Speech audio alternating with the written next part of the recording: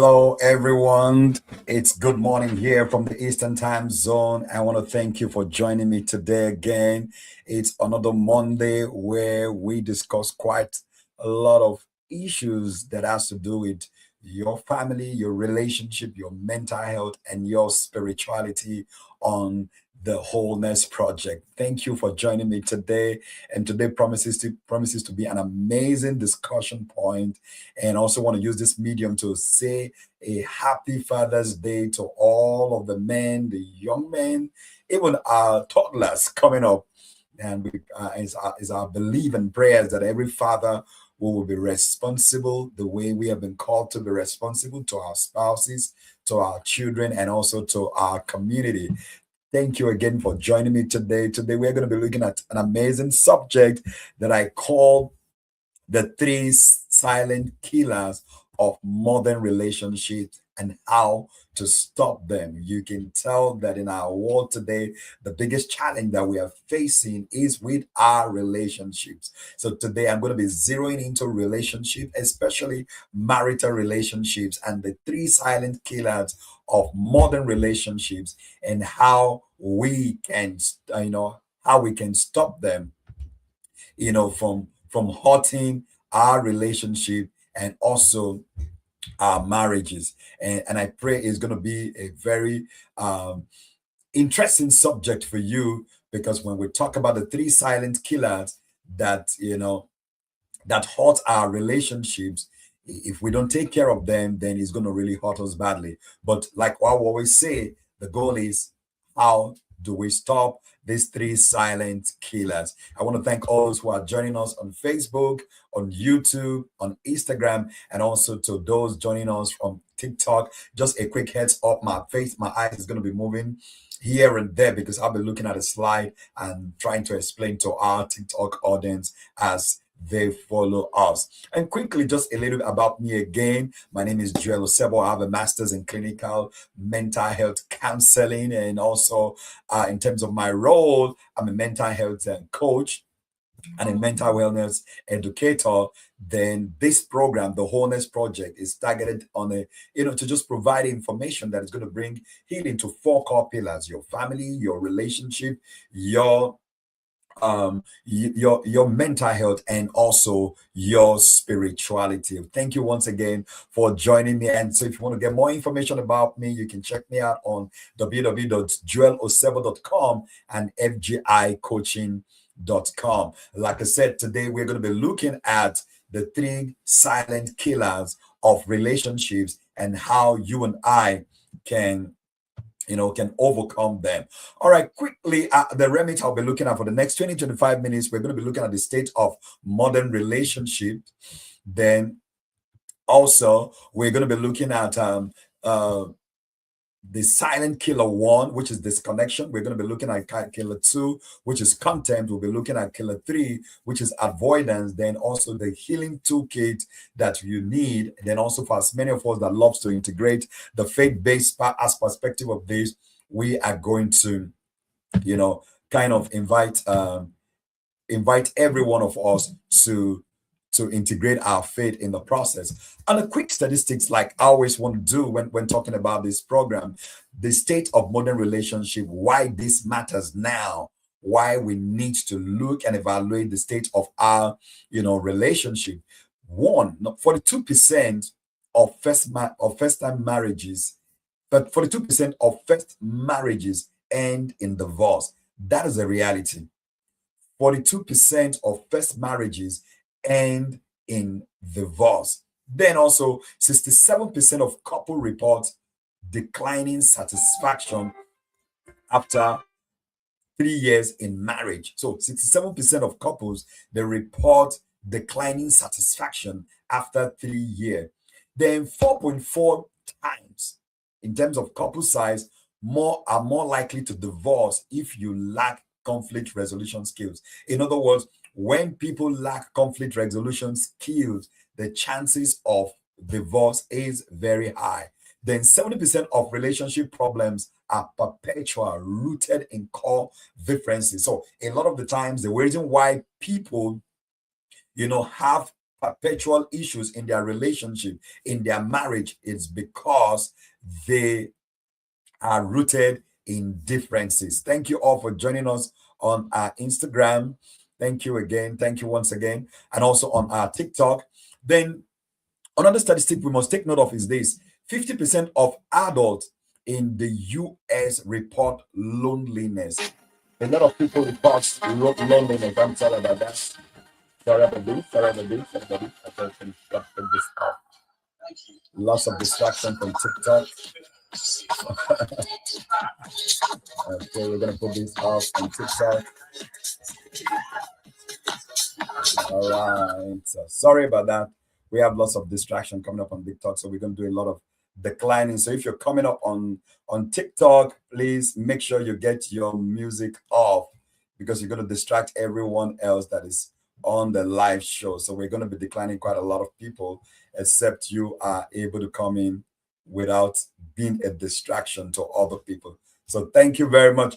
All right, so we're gonna go on. So 50% of adults in the US report loneliness, and that's a big one. Then 10 years average gap between first sign of trouble and seeking help. So in other words, when couples have problem, what they do is they basically don't resolve the issue. What they do is they let the problem linger, and when that problem lingers, it becomes a big trouble. So we want to avoid those kind of situations. Then also another thing we must understand in terms of marriage is and relationship is the first thing killer, because we're talking about the killers in this relationship. The first killer is emotional disconnection. Emotional disconnection is the slow, silent drift that feels like growing apart, growing apart, you know, until one day you are strangers. I'm sure a lot of people have experienced that in their marriage. You know, people have experienced the reality that, oh, we're in a relationship, but we find ourselves, we grow apart every day. We are growing apart every day. And that's a lot of challenge for people. You're in a relationship, you're married, but yet there's a slow, silent drift that feels like growing apart. And you know what? If you're not careful, before you know it, people become strangers. That's why you find that couples, they become strangers because there's big emotional disconnection. And what we want to do is to make sure that we avoid this in our marriages. We avoid this in our relationship because if we do not, it's going to hurt the marriage. So what is emotional disconnection? When we talk about emotional disconnection, we are talking about withdrawal. When people withdraw, pulling back your heart to avoid pain. So when there's a lot of emotional withdrawal, people begin to pull back. Your heart begins to pull back to avoid pain. And that's understandable because our emotions are very powerful. Our emotions are very important to us. We don't want to be hurt. So when there is that emotional disconnection, then it kills the marriage. Then there's what we call stonewalling. Stonewalling is one of the four horsemen. There's what we call the four horsemen in Gotham from Gotham Institute's um, four areas that actually impact marriages. By stonewalling, what happens? People shut down during conflict instead of engaging. Why? Because they've been hurt in the past. And so you don't want to be hurt anymore. So you don't want to engage. So stonewalling is a big, big, big part of this emotional disconnections in relationship. Then there's the parallel living. You are sharing a home with someone, but not a life. You live in the same house, but you don't share things. You don't discuss things. You don't talk about things. Then there's digital substitution. What does it mean? What do we mean by digital substitution? You begin to use screen to avoid intimacy. So you can find out couples are in the same house or you're in a relationship with someone. A lot of the time you're spending on your phone. And that leads to a lot of emotional disconnection. Then there's the roommate syndrome. By the roommate syndrome, what we mean there is functional but emotionally absent. You can be sleeping on the same bed, you can be in the same space, but emotionally you are not connected. This is a big killer to any relationship. So, but what does it look like when we talk about emotional disconnection? You stop sharing your real life, your real feelings, fears, and dreams. So when you no longer become vulnerable, when you can talk about the things that hurt you with your partner, with your spouse, with the people that are close to you, then there's emotional disconnection. Conversations become They stay surface level. You only talk about weather, you only talk about logistics, you only talk about schedules. You don't talk about the things that are very meaningful and the things that are very important to each other anymore. More, then you know there's emotional disconnection. Touch decreases. What that means, you no longer touch each other, you no longer feel each other's body. Laughter disappears. Silence feels cold. A lot of the time, you just don't talk. You don't talk to each other. There is emotional disconnection. You feel lonelier inside the relationship than outside it. In other words, when you're in the relationship, the more you feel the loneliness. But the moment you are not in that space with that individual, you feel very good. Then one or both parties begin to check out emotionally. You just, anything goes. You no longer really want to listen to each other. This is a big killer. And it's our goal on the Wholeness Project to provide you with the strategies, with the interventions and the techniques that you can use to manage emotional disconnection in your marriage, because these are three killers. This is one of the killers of solid emotions today. Then looking at a second killer, which is also one of the four horsemen, contempt. What does the word contempt mean? It means treating your partner as beneath you. This is one of the single greatest predictor of divorce. So if you're in a marital relationship or in a relationship that is going to lead to marriage or very tight acquaintance with anyone, the moment people begin to look down on each other, when you begin to see yourself as being better than your partner, than your spouse, I'm telling you, it's going to kill that marriage. It's a silent killer. When you look at others as beneath you, then you're killing that relationship. According to Dr. Gottman, contempt is the sulfuric acid of love.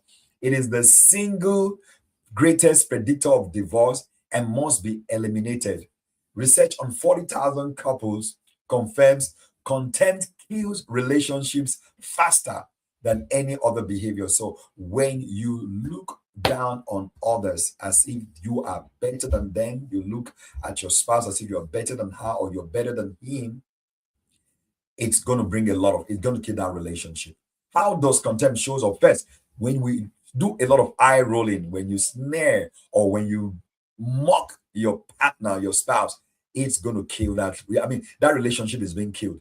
Lots of name calling and labeling, such as you are lazy, go and see your maid, this you don't amount to nothing, you don't add value to me. All of those name calling and labeling brings contempt to your relationship, and it can kill it. Dismissing feelings as stupid or dramatic. The individual is explaining their emotions to you, their feelings to you, and you are calling their emotions stupid or they are just being dramatic. It's going to bring a lot of contempt and it's going to kill that relationship. Constant criticism of character and not behavior. It will kill that relationship.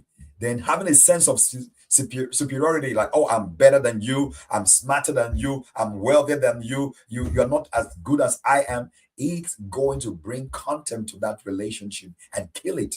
So, but where does contempt comes from? How does it start? How does it come? One, it's accumulated. These are accumulated, unresolved resentment over time. So when you resent your spouse, your partner, over time without resolving the issues, it's going to lead to contempt and kill the relationship.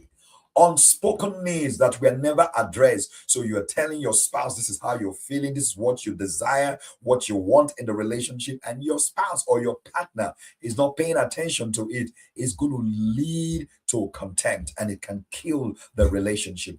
Comparing your partner to an unrealistic standard can also bring contempt. Oh, look at this, look at this, look at the Joneses. You cannot do this, you cannot achieve this. When we do that, it can lead to contempt. Then hurt that was never healed causes bitterness to take root. So when bitterness take root in your relationship, especially from a hurt in the past that was not healed and forgiveness wasn't there, nothing was discussed about it, is going to lead to contempt and it's going to kill the relationship.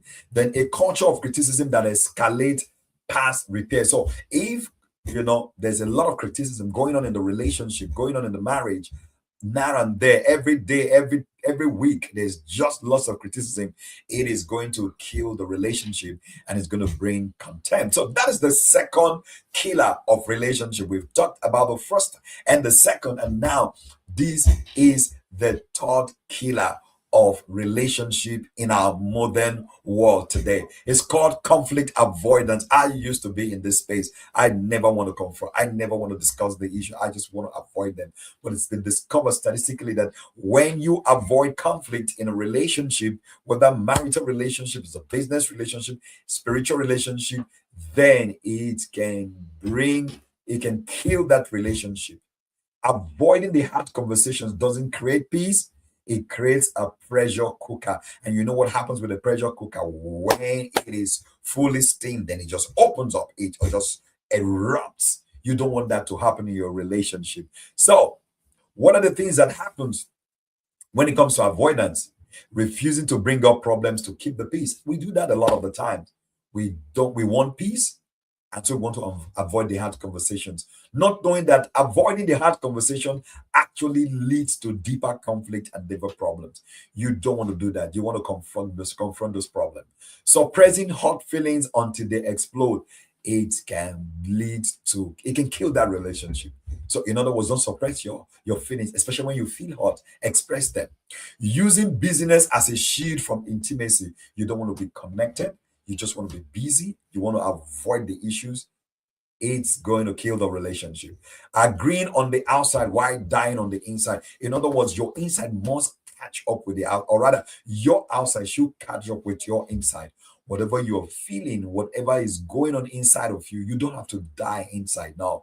You got to talk about it. You got to bring it up to the surface so you can preserve that relationship instead of killing it. Then hoping things fix themselves without conversation. Nothing ever fixes themselves until we address them. So for you not to allow this silent killer number three, avoidance, to hurt your relationship, your marriage, your courtship, discuss all of the issues. Why we do it. So the question is, why do people do it? Why do we try to avoid? It's one, for fear of abandonment. If I push, they will leave. But you know what? Even if they stay, they're going to hurt you so much.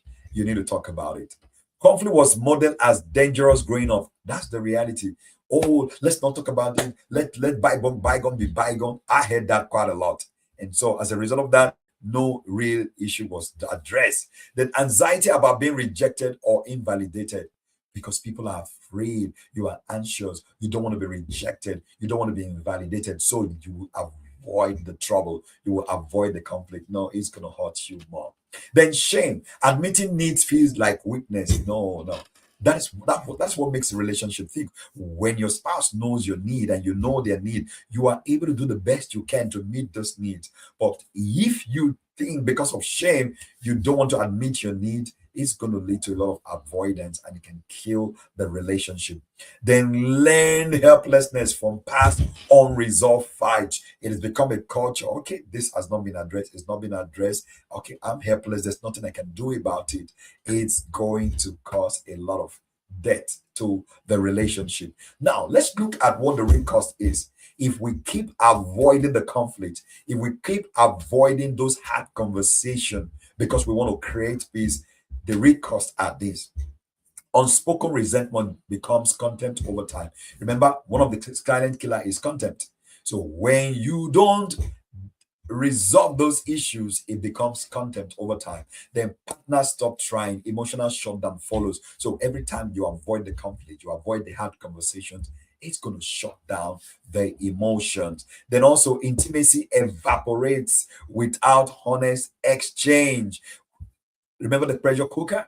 When you don't discuss those issues honestly, it's going to lead to a lot of evaporation of your emotions. Then it's been discovered that 10-year gap before couples seek help. A lot of, okay, let me take this one. Small issues compound into enormous walls. So issues that should have been dealt with immediately becomes a wall that breaks that relationship. Then the 10-year average gap before couples seek help. You know, that's why it's important the moment you're dealing with this issue, 1 month, 2 months, you're not able to come to a place of resolve. Speak to a counselor, speak to a mental health counselor, speak to a coach, speak to a marriage coach, people that you know can provide support, that it can help you to deal with these issues. Otherwise, these three silent killers will continue to impact our relationship in our modern time. All right, we've been talking about the three silent killer that can hurt your relationships. Right now, what I want to go on to is how you can overcome them. Your healing toolkit, your strategies, your interventions, and techniques to manage them. And I'm going to discuss about three different therapeutic modality here that can help us. One of them is cognitive behavioral therapy. Here, when you change your thought, the feelings will be changed, and it's also going to impact your behavior. So, one thing we want to do first with the CBT is identify the core belief. What story are you telling yourself about your partner? Is it that they don't care? I will always be hurt. Name the belief driving the reactions. You want to know what to do there. So, what we recommend, they do a lot of journaling, do a lot of writing, capture your thoughts. There's what we call thought logs. Use your thought log to capture what you're thinking. What thought fired just before you felt hot or angry? What was said? Write it down. You'll be able to track all of these and be able to put them in a core, in a solid belief, in a solid perspective. Then there's what we call thought record and reframing. Write down the situation. What is the automatic thought? What emotions did you feel? What is the evidence for or against what you are thinking about? Then balance out the thought. Here, we're encouraging you, replace the worst case scenario with an accurate one, because the anxious mind makes a valiant. Truth test the story. Truth test the story first. This is key. This is going to help you manage the emotions that you are feeling so you can deal with those conversations. Then the soften startup technique. What does this mean? Replace criticism with a soft startup. I feel, because a soft answer will always turn away anger. So I feel this when you say this because of this. So when you begin to express your I feelings, then you will be able to understand what the real issue are to deal with these three relationship killers. Behavior, there's what we call behavioral activation. Emotions follow action. Schedule intentional connection. Date night, 10 minutes check-in, physical touch before you feel like it. A lot of the time, you're not going to feel like it. Oh no, we don't feel like it, especially when there's conflict. But what we encourage is behavioral activation. Do something. Go out on a date. Place a call. Book a reservation somewhere. Just from doing that, having those positive experiences, then you begin to feel the beauty of the relationship again. This is what we call cognitive diffusion. What's this all about? You are not your thought about your partner. So what your partner is thinking or what your spouse is thinking is not who you are. You got to do a deep self-evaluation about who you are, and that's going to help you a lot of the time to manage any of the conflict that you are dealing with. Separate the person from the mental narrative. I notice I'm having the thought that it's just a thought you are having. That is not who you are. That's why we call it cognitive diffusion. Just diffuse the situation. Then repair attempt. What this means in conflict, inject a repair. A humor can be a repair. A thought can be a repair. I need a break can be a repair. Or I love you even now. So in spite of what you might be dealing with, you can use all of these repair attempts. Then these are circuit breakers for escalation. So when you put humor into a situation, you are able to diffuse whatever it is that is going on. So this is using the CBT. Then the other interventions I'm recommending here is the DBT, which is called the dialectical behavioral therapy, and also the acceptance and commitment therapy. Here, there's what we call, you can use the tip. So in the heat of the conflict, you can just use cold water on yourself. Do a lot of exercise. Do paced breathing. That is 4 to 6 counts. You breathe in 4 seconds, you hold 4 seconds, you exhale 6 seconds.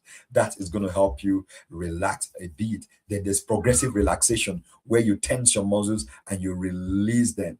Then use all of these things before re-engaging, because a lot of the time when you are angry, when these communication breakers are there, before you re-engage, using the tip exercise can help you a lot. Then there's what we call the dear man, get your needs met. Here, describe the fact, express your feelings, assert your needs, reinforce the benefits, do a lot of mindfulness focus, then appear confident, then negotiate. When you use these tools, when you're having conflict, I'm telling you, you're going to handle them better. Then there's opposite action. When an anger says attack, soften and express vulnerability. When shame says withdraw, reach toward your partner with honesty, because a lot of the time when you are really angry with your spouse, with your partner, you want to withdraw. But with behavioral activation, you are able to engage. The radical acceptance is accept what you cannot change about your partner. Then fighting reality creates suffering.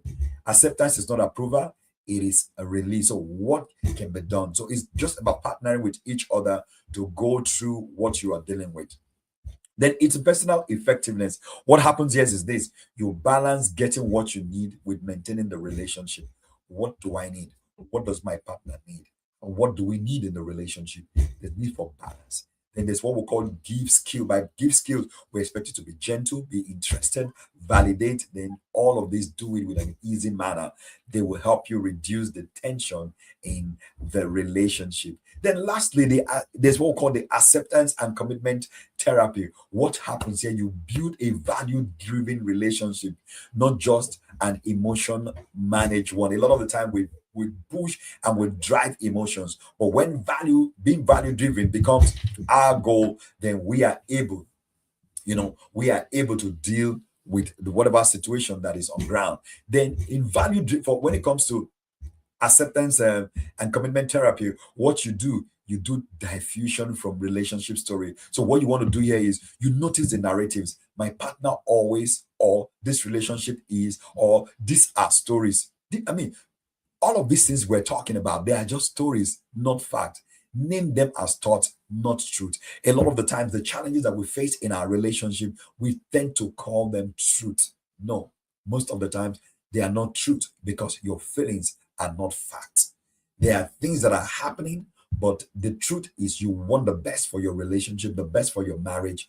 That is what we need to do. We need to diffuse from relationship stories. Then values clarification. By value clarification, what do we do? What kind of partners do you want to be? Regardless of how you are being treated right now, act from your values, not your wounds. A lot of the time, we respond from our wounds, we respond from our thoughts. You need to go back to your value. It is your value that erases all of the drama that we face in our relationship. Then psychological flexibility. What do we mean by psychological flexibility? What we're saying here is this: hold difficult emotions, your hurt, your fear, your anger, without letting them drive behavior. A lot of the times, our anger, our hurt, they drive our behavior. Don't let your anger drive your behavior. That's when we say very toxic and very unfriendly words. Don't let your emotions drive your behavior. Feel it, but still choose to love. In other words, I can be angry, I can be pissed, but it shouldn't stop you from loving. It shouldn't stop you from being a man and a woman of value. Then also, present moment connection. By present moment connection is we talk about anxiety lives in the future, resentment lives in the past. Presence is the antidote. So, what is happening right now? Because when we are anxious, we are afraid of the future. When we are resentful, it's about the things that have happened in the past. So practice mindful listening. In other words, you want to listen to what your spouse, your partner is saying right now. You don't have any agenda. You want to be able to deal with the issues that are happening right now. And that makes a lot of difference. Then committed action. Committed actions. What one concrete action aligns with your relationship with values today? Not when it's easy, now. Love is a daily active decision. It's just like behavioral activation. Commit to one action. What can I do today to reduce the pressure and the distress in my relationship? And lastly, as another intervention that can help you deal with all of these mental challenges or all of the issues that affect your relationship, especially from these three silent killer that we are talking about, is faith-based integration. So it's about what God says about love and relationship. So this is open and optional for those who wants to integrate the Christian faith into their relationship.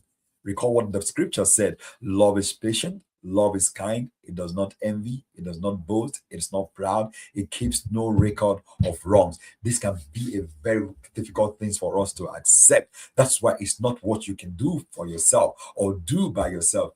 The help of the Holy Spirit, the help of God helps us deal with the conflict that we'll experience in our relationship. And God's word and the help of the Holy Spirit has the power to destroy these three silent killers that impact our relationship in our modern world today. So the first is this: against disconnection, because these three silent killer we were talking about is one, emotional disconnection; two, we talked about content; then three, we talked about avoidance, conflict avoidance. So how do you use faith-based integration against disconnection? Ecclesiastes 4:9-10 says, two are better than one. If either of them falls down, one can help the other up. So what that means is schedule a daily 10 minutes heart check-in as a spiritual practice. Check in with your spouse. Check in with your partner. What's going on with you? Are you okay? I know we have a matter that we have not resolved. What is going on? How are you feeling about it? Those 10-minute check-in can help bring a lot of context and perspective into the issues. Then pray together. Vulnerability in prayer rebuilds intimacy. No doubt. When you pray with your partner, you pray with your spouse, you become more vulnerable to each other, because prayer softens all of those hardness of heart as you rebuild intimacy. Then practice the ministry of presence. What that means: put the phone down, the things that are distracting, the gaming, put it down, put the phone down, put the book down, just be in the moment with one another. So for you to overcome disconnection in relationship, you must do these three things daily, and it's going to help you deal with emotional disconnection. Then against contempt, like we said, the attitude of trying to put down your spouse or your partner from a faith-based perspective. Ephesians 4:29, do not let any unwholesome talk come, only what is helpful for building others up. If you make this a culture, you're not going to say anything negative, anything bad to your spouse, to your partner. Anytime you have disagreement, I'm telling you, it's going to stay in the relationship. So what that means is replace criticism with the question, what does my partner need? Instead of criticizing your partner, get to know what they need. Gratitude journaling. Daily write three things you appreciate about your partner. This will begin to help you reduce those emotions and feelings of contempt against your spouse and against your partners. Then repentance is relational. Say sorry specifically and sincerely. So anytime you hurt your partner, you hurt your spouse, do not hesitate to say you are sorry and mean it. Be sincere about it. Because a lot of the times, your partner, your spouse will say, you're always saying you're sorry, you're sorry, you're sorry, and you don't mean it. Put some actions into you're being sorry, and it's going to take away every contempt, which is a major killer in your relationship. Then for avoidance, when it comes to conflict avoidance, what do you do? How do you deal with conflict avoidance from a faith-based perspective? Matthew 18:15 says, if your brother or sister sins against you, go and point out their fault just between the two of you. So speak truth in love, not silence, not explosion. If you want a change of behavior, you will do it from a place of love, from a place of humility. Because if you don't do it, if you are silent or you explode, then it's going to make the case worse. Then conflict pursued in love is a form of respect. When you pursue conflict resolution against conflict avoidance, I'm telling you, it shows a sign of respect. Then James 5:16 says, confess to one another. So be transparent, because transparency heals.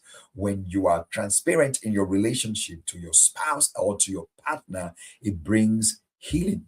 Now, this is the foundation, because we've been talking about three silent killers of relationship in our modern time. And these three silent killers are emotional disconnection, contempt, and conflict avoidance. So the foundation that really helps you to overcome these three silent killers is Colossians 3:14. Above all this, put on love, which binds everything together in perfect harmony. So love, truly, from Christ-centered relationship, have a thought called strength. Ecclesiastes 4:12. So when you bring the help of God, you bring the word of God, you bring the help of the Holy Spirit into the conflict, I'm telling you, it's going to be resolved. So having that emotional disconnection, having a contempt or conflict avoidance will be tolerated, will be totally reduced in the relationship. Then forgiveness is not optional.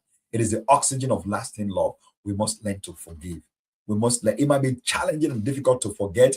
That's why it's important actions through behavioral activations, putting in the right actions, we can help our spouses and partners forget the past. Even though it might be challenging, but they will certainly forget it if our actions become right. Then counseling plus faith, whole faith relational healing can also help. So your faith, with the help of a coach, with the help of a counselor, with the help of a therapist, you will be able to overcome the stronghold, the power that emotional disconnection, contempt, and conflict avoidance can have over your marriage.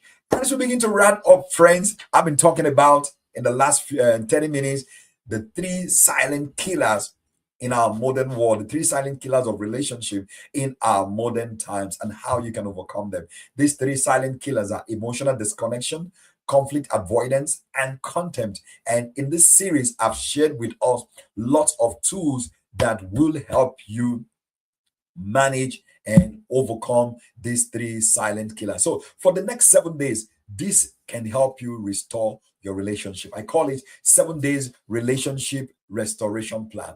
And you can actually start today, right now, because small, consistent choices, not grand gestures, rebuild broken relationships. So if you're in a broken relationship, or you know someone that's in a broken relationship, it's just small, consistent choices that is made that heals that relationship. So the first day, audit. I always put the audit. What do? You name the killer present in your relationship right now. Is it disconnection? Is it contempt? Is it avoidance? Write it honestly. You cannot heal what you won't name. So name what the issue is in that relationship.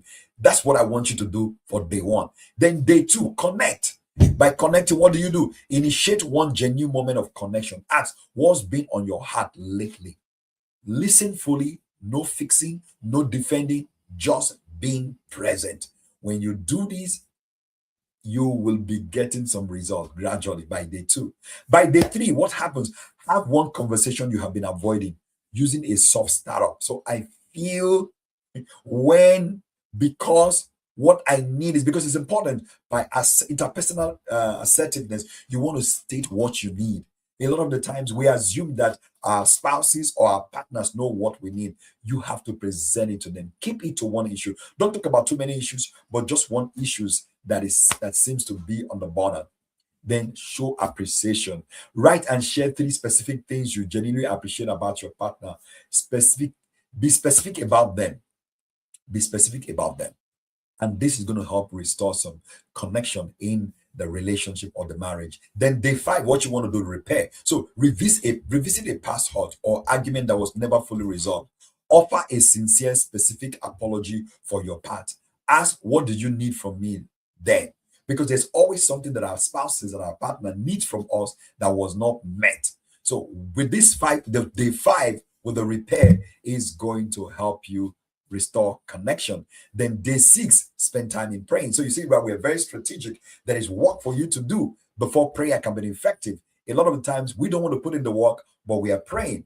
We are saying from FGI Coaching Solutions, put in the work before you pray. Yes, you can pray from the beginning for wisdom, then put in the work, then pray again. And you see that you'll be able to resolve what those issues are. So pray together with the individual, pray with your partner, pray with your spouse, or pray for your partner if they won't join you, because sometimes because of the hurt and the pain, they might not want to join you. Speak their name before God. Surrender what you cannot control. This is spiritual warfare. Really, relationship issues, marriage issues is warfare. And through prayer, we war from a place of victory, from a place of authority, just enforcing the will and the purposes of God for your relationship.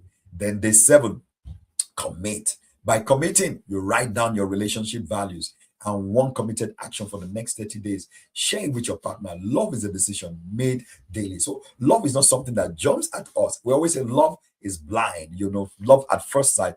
But we always say, but when you get into the marriage, then your eyes will be open. So love is a deliberate decision. It's a deliberate action that we make on a daily basis. This 7 days relationship restoration plan will help you restore or overcome the three silent killers of modern relationship. I repeat those three silent killers again. They are emotional disconnection, contempt, and conflict avoidance.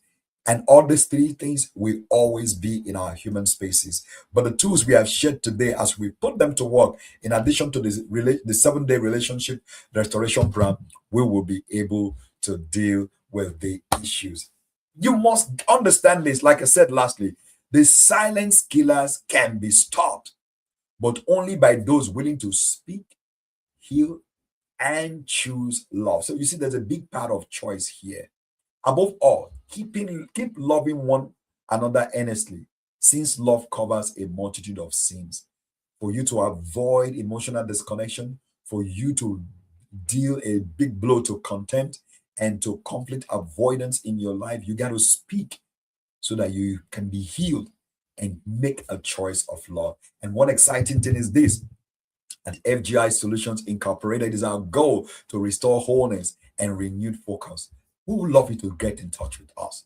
You can connect with us. You can check out our website, joeloseba.com or fgicoaching.com, or you can send us an email, joel.oseba@fragranceofgrace.org, or you give us a call. We'll be able to work with you in just dealing with all of these relationship related issues, because one thing is certain: these three killers we have been talking about today will always remain in our human spaces. But one thing is also certain: we've been given the skills, the ability to overcome them.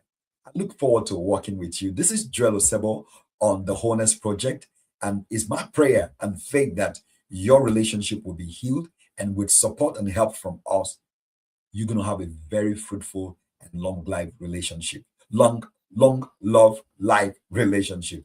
Next week, same time, 9:15 a.m. Eastern Time Zone, we are going to be back again with another episode on the Wholeness Project. Bye for now and remain blessed.